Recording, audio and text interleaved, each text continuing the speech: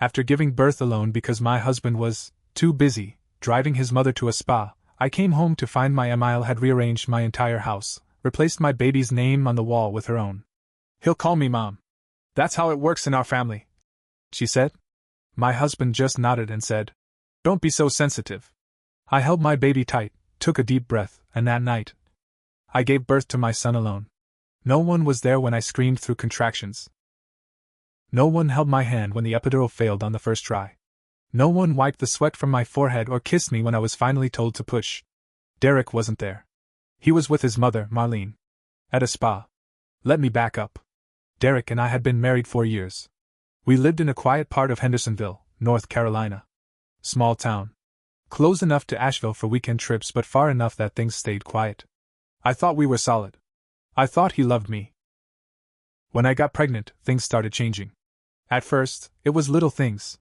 He became more distant, always making excuses to go see his mom. At first, I didn't mind. She lived 30 minutes away and he said she was lonely since the divorce. I tried to be understanding. But then she started calling every day, telling me how I was carrying the family name, how her family had always raised the boys, how she already picked a name, Jasper, after her grandfather. I told her no. I already had a name picked, Caleb James. She laughed and said, "Oh, sweetie, you'll change your mind. You'll see." I told Derek it made me uncomfortable. He shrugged and said, "That's just how she is. Don't let it get to you." I should have pushed harder. But I was 8 months pregnant, tired, sore, and barely sleeping. Fast forward to the day I went into labor. I woke up early, cramping hard. My water broke at 6:14 a.m. I called Derek, heart pounding, thinking he'd rush home. No answer.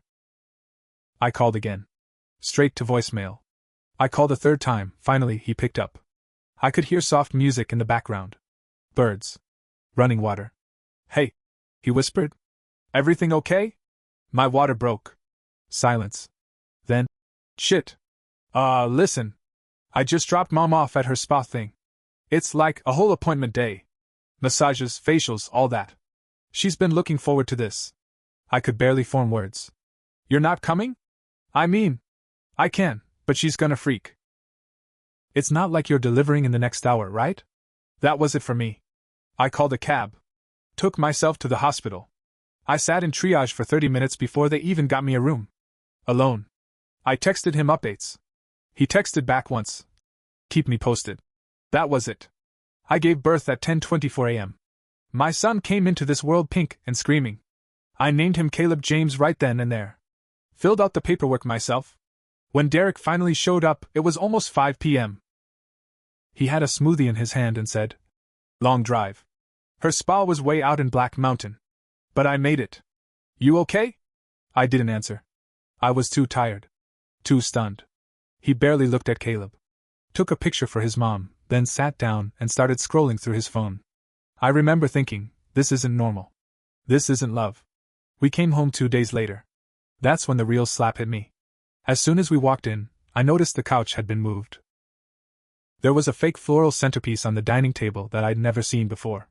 The photos of our wedding were missing. Replaced with photos of Derek as a baby. And Marlene. Then I walked into the nursery. I stopped breathing. The soft blue wall we'd painted together months ago was yellow.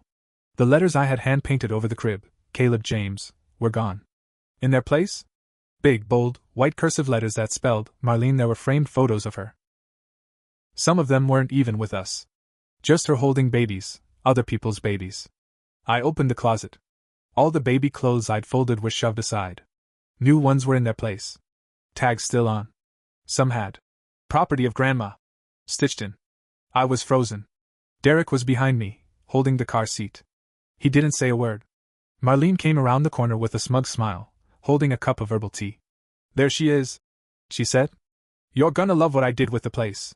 I turned to Derek. "What is this?" Marlene spoke first. "I figured while you were away, I'd help set things up right. You've had enough stress. I've raised 3 kids. I know what I'm doing." I couldn't speak. My throat tightened. She looked at the name above the crib. "And this? This is how we do things in our family. Firstborn boys bond to my side. It's tradition. I raised Derek. I'll raise Caleb too. He'll call me Mom."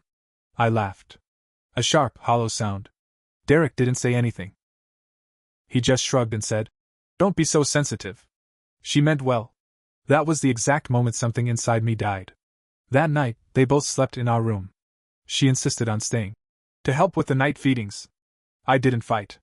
I nodded, smiled, played along. I slept on the nursery floor, holding my son tight against my chest. And I thought. Not just about what happened. About what I needed to do. The next morning, I woke up stiff from the nursery floor, my arms still around Caleb. He was warm against me, breathing slow, safe. I kissed the top of his head and whispered, "I've got you. I won't let them take you." I stood up, stretched my back, and walked into the kitchen. Marlene was already there. Wearing my bathrobe. Cooking eggs. She didn't even flinch when she saw me. "Morning," she said like this was her house. "I went ahead and tossed the oat milk. That stuff's not real. Got whole milk instead. Much better for the baby." I didn't answer. Derek walked in a minute later yawning. "Hey babe," he said, kissing Marlene on the cheek, then grabbing a slice of toast. Not even looking at me. Like I was the outsider. That's when I started documenting. I went back to the nursery and took photos of everything, the changed wall, the clothes, the drawers, the name above the crib. I recorded voice memos every night, noting what was said and done. Marlene started pushing harder. She criticized how I held Caleb. Said I wasn't feeding him enough. Once, she tried to take him out of my arms while I was nursing. When I told her to stop, she yelled, "I've been a mother longer than you've been alive, sweetheart." Derek? He told me to calm down. Said she was just excited. He refused to sleep on the couch. Said she needed the guest room. I slept with Caleb in the nursery, while my husband shared a king-sized bed with his mommy. I felt like I was losing my mind. I started calling lawyers. Quietly. Looking up custody rules, rental agreements, anything. Turned out the house was in my name. My inheritance. I'd put him on the utilities, not the deed. That gave me power. But I wasn't ready yet. One day, I came home from a doctor's appointment and found Caleb gone. I lost it. Ran through every room. Found Derek and Marlene in the backyard, sitting under the shade tree, her bouncing him in her lap. "Where the hell is his hat?" I yelled. "It's warm out," she said. "He's 2 weeks old." She stood up, holding my baby tight. "He doesn't need coddling. I told you, I raised 3 kids. And you turned out soft." I snatched Caleb from her arms, harder than I meant to, but I didn't care. I looked at Derek. "Say something." He blinked. "Can you not make a scene?" That night I snapped. I called my sister in Georgia. Told her everything. She said, "Get out. Come stay here. Bring the baby. We'll figure it out." I said no. I wasn't going to run. I was going to fight. So I started the slow burn. The next morning, I thanked Marlene for all her help. I let her believe she was in charge. I let her believe she'd won. Then I did what she never expected. I invited her sister, Derek's Aunt Patty, over for dinner. Patty was loud, nosy, and hated Marlene's guts. "Oh, I'd love to see the baby," she chirped over the phone. "Haven't seen him yet, that woman always finds a way to keep me out of the loop." Perfect. The night she came over, I made sure everything was ready. House clean. Baby dressed up. Photos of me and my family back on the mantel. I introduced Patty to Caleb, gave her the seat of honor, and served dinner. Derek sat quiet most of the time. Marlene tried to dominate the conversation. When Patty asked how labor went, I said real calm, "Oh, I did it alone. Derek was busy driving his mom to a spa." Patty's jaw dropped. "You missed the birth?" she asked Derek. He squirmed. It was bad timing. Then Patty asked who came up with Caleb's name. I looked Marlene dead in the eyes. "I did. While Derek was gone. He wasn't there when the forms got filled out." The air shifted. Marlene's face twisted. "You didn't tell me that." I smiled. "Guess I forgot." After Patty left, the house blew up. "You humiliated me," Marlene said. Derek backed her. "Why would you say that in front of her?" I held Caleb, standing in the nursery doorway. "Because I'm tired of being erased. Tired of being invisible in my own house." She pointed at the name on the wall. "You think this is about paint? That's my grandson. I earned the right, you earn nothing." I snapped. "You're a guest. This is my home. You don't make the rules here." She stormed out. Derek followed her. That was the last night I slept under the same roof with either of them. The next morning, Derek was gone. So was Marlene. They left together, no note, no text. Just gone. I stood in the kitchen, feeding Caleb with one hand, holding my phone in the other. I called Derek. No answer. I called again. Nothing. Then a text came through. Staying at Mom's for a few days. We all need to cool off. Don't do anything stupid. I stared at the message. My fingers shook. Don't do anything stupid. That's when I knew. He didn't think I'd fight back. He thought I was weak. Just a tired new mom too sleep-deprived to push back. He was wrong. I called a locksmith that afternoon. Told them I lost my keys. Paid extra for a same-day rekeying. Got all the locks changed by 5 p.m. Then I made a call to CPS. Not to report them, I wasn't that reckless. But to get advice. I wanted documentation. I wanted to be prepared in case Marlene tried to claim custody or visitation rights. The woman had already said she would raise my son. I wasn't taking chances. I also pulled up our bank accounts. That's when it hit me. Derek had pulled out over $7,000 over the past 2 weeks. Little chunks. $200 here. $500 there. All ATM withdrawals near his mother's house. I called the bank, had my name taken off the joint account, and opened a new one in my name only. Moved all my direct deposits, cancelled every shared credit card, and froze the old ones. I wasn't playing anymore. 2 days later, I got a call from Derek. He sounded annoyed. Why isn't my key working? I said, calm as ever. I changed the locks. You had no right to do that. It's my house. It's our house. No, Derek. You never got your name on the deed, remember? He cursed. I'm coming over. We need to talk. I don't think that's a good idea. Click. 10 minutes later, he was pounding on the door. I didn't answer. He yelled through the mail slot. Let me in, Stephanie. This is my son, too. I walked away. Let him yell. Eventually he left. That night, he emailed me a list of conditions. If I wanted him to come back and be involved. At the top of the list? Marlene must be allowed to live with us permanently. She will take primary care duties. She is experienced. I didn't reply. Instead, I printed the email and added it to the growing folder I kept with timestamps, screenshots, voice memos, photos of the altered nursery, and records of Marlene calling Caleb, my baby, while I was standing right there. Then came the twist I didn't expect. 3 days later, Derek filed for emergency custody. His petition said I was emotionally unstable and refusing to allow paternal bonding. He even claimed I was withholding the child as a form of control.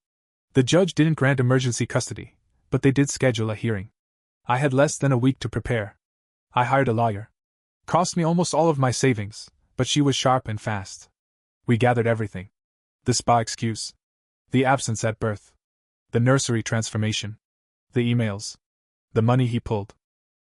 The statement about his mother raising my child. Then we got the kicker. A neighbor's doorbell cam had recorded audio of Derek yelling outside my house saying, "Let me in, or I'll break this *****ing door down." That helped. But I still didn't know what they were going to say in court. On the day of the hearing, Marlene came in wearing all black, like she was going to a funeral. Derek looked smug. He really thought he was going to win. He didn't know what was coming. The family courtroom was quiet that morning. Beige walls, humming lights, and the tension of 2 people who used to sleep in the same bed now sitting on opposite sides of a long wooden table. Derek didn't look at me.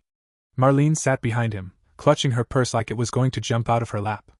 She whispered in his ear every few minutes. He nodded, like she was his lawyer. But I had an actual lawyer. Rachel Bennett. Mid-40s, sharp voice, clear eyes, no patience for men like Derek. When the judge walked in, we all stood. He looked tired, like most judges probably are. But he was alert. Ready. Derek's lawyer went first. Claimed I was withholding the child. That I was acting irrationally. And that Marlene had to step in because I was neglecting proper care. They used words like emotional instability and postpartum detachment. I felt sick. Then Derek took the stand. He lied. He said he missed the birth because I didn't call him in time. That I shut him out. That Marlene only changed the nursery because I was overwhelmed and frozen. He even said I didn't name the baby, that Marlene did. He finished by saying, "My mother just wants what's best for Caleb. She's willing to take on full-time care if Stephanie isn't up to it." The judge scribbled some notes. Then it was my turn. Rachel called me to the stand. I was nervous, but I spoke slowly. I explained everything. How I went into labor. How Derek ignored the call because he was driving Marlene to a spa. How I gave birth alone. Then Rachel handed the judge the phone records. My calls. My texts. His replies. Timestamps from the hospital. My Uber receipt. The judge looked up. He took her to a spa while his wife was in labor? Rachel nodded. Yes, Your Honor. And then he arrived hours later, with a smoothie. Then came the photos. The nursery. The name Marlene painted over Caleb's crib. Her framed photos on the baby's wall. I told the court about the night I found Marlene trying to take Caleb out of my arms while I nursed him. She told me he would call her mom.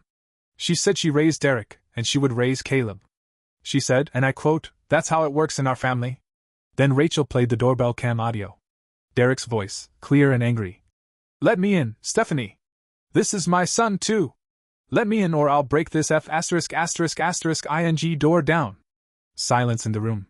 The judge put down his pen. Rachel calmly said, "Your Honor, this woman gave birth alone, in pain and fear. Then she returned home to find her son's name erased and replaced with the name of the woman who helped steal her birth experience. This is not co-parenting. This is control and emotional abuse." The judge turned to Derek. "You filed for emergency custody based on mental instability. But based on everything I've heard today, this isn't about the child's well-being. This is about power. And you let your mother run your marriage." Derek opened his mouth. "Quiet," the judge said. He ruled then and there. Full physical and legal custody to me. Supervised visitation for Derek, once a week, no overnights. Marlene was banned from being present at any visit. The judge paused, then added, "If you violate this order or let your mother near the child during your time, visitation will be revoked permanently." When the gavel hit the wood, I felt something deep in my chest finally loosen. Like a chain had been broken. Derek shouted, "This isn't fair!" Marlene cried out.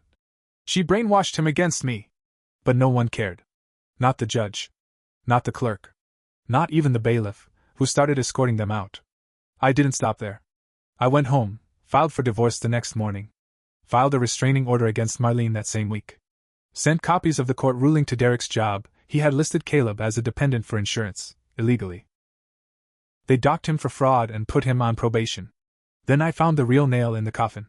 Marlene had posted photos of Caleb on her Facebook with captions like, "My little man," and "Can't wait to raise you into someone amazing." She even created a GoFundMe to raise money for a legal battle to save her grandson from an unstable situation. I sent all of that to Rachel. A week later, Marlene got a cease and desist. Then a fine. Then her account was suspended for harassment and defamation. Her GoFundMe was shut down and flagged. Donors got their money back. Everyone in her church saw it. She was humiliated. And Derek? He moved into a tiny apartment an hour away. Told mutual friends I had set him up. Most of them sided with me once they heard the full story. He tried to come back 6 months later. Said he missed me. Wanted to start fresh. I said no. I told him, "You weren't just a bad husband. You were a coward. And you let your mother steal my motherhood." That was the last time we spoke. Today, Caleb is almost 2. He calls me Mama. He sleeps through the night. He smiles when he hears my voice. The name, Marlene, is long gone from his nursery wall. I replaced it with his own name, in bigger letters, bolder paint. Next to it is a framed photo of me holding him the moment he was born. Alone. And strong. I didn't get the birth story I wanted. But I got something better. I took my power back. And I made damn sure the people who tried to take it from me will never forget the price.